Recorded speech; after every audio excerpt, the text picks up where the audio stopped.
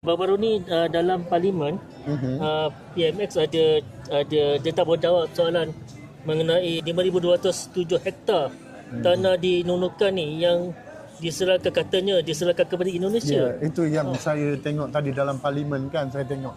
Biasalah kalau kata iblis dan pembangkang ni, mereka akan cari satu benda yang cuba mengaitkan ataupun cuba membuat seksi yang merekakan supaya rakyat ni percaya. Saya percaya rakyat tidak bodoh lagi. Ya.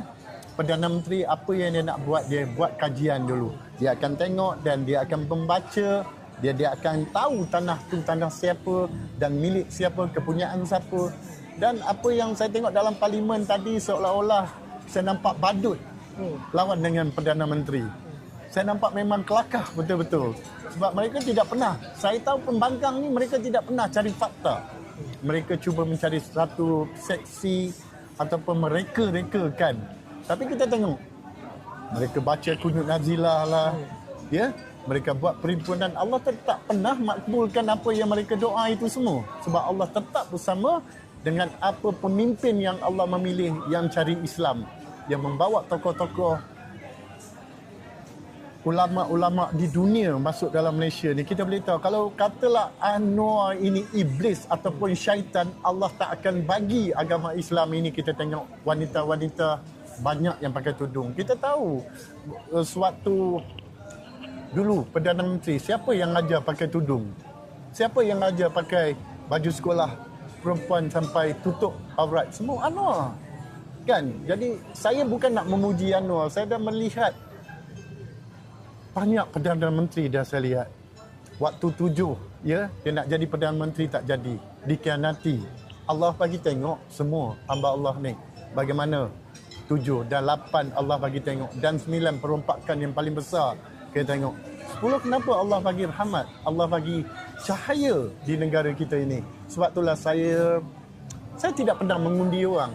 Dan saya melihat siapa yang boleh membawa untuk rakyat kemiskinan untuk mendapatkan sesuatu rezeki dari Allah itu. Sebab apa? Tangan kita pasti kena tadah kepada Allah setiap pagi. Allah ini Maha Kaya, Dia yang bagi rezeki. Kita kaya, kita ada duit, kita ada kereta, kita ada rumah. Kereta akan jadi apa? Wen jenazah. Tanah, rumah semua akan jadi apa? Semua tanah. Ya, kita akan masuk balik tentang tinggal harta tu. Adakah harta tu untuk bawa dalam keluarga kita jalan neraka? Adakah kita nak bawa jalan syurga ataupun neraka? Itu adalah pemimpin. Kalau seorang bapa pemimpin jaga isteri dan anak, insya-Allah anak itu akan ikutlah seperti bapa. Kalau dia meninggal pun kerana dia buat amal jariah. Sebab itulah macam pemimpin yang ada hari ini, memang kita tahu akan ditukar ganti. Pemimpin pasti ditukar ganti. Saya harap pemimpin yang akan datang ini, saya yakin saya boleh bagi 99% Datuk Seri Anwar Ibrahim akan dapat satu penggal lagi, insya-Allah. Kerana kita tengok ekonomi bagaimana dulu dan bagaimana sekarang. Dan itulah saya berdoa kepada Allah, sekurang-kurangnya Salomar Kuala Lumpur ni ada tempat yang orang boleh rehat dan orang boleh ulang tahun hari jadi. Memang seronok di sini kan.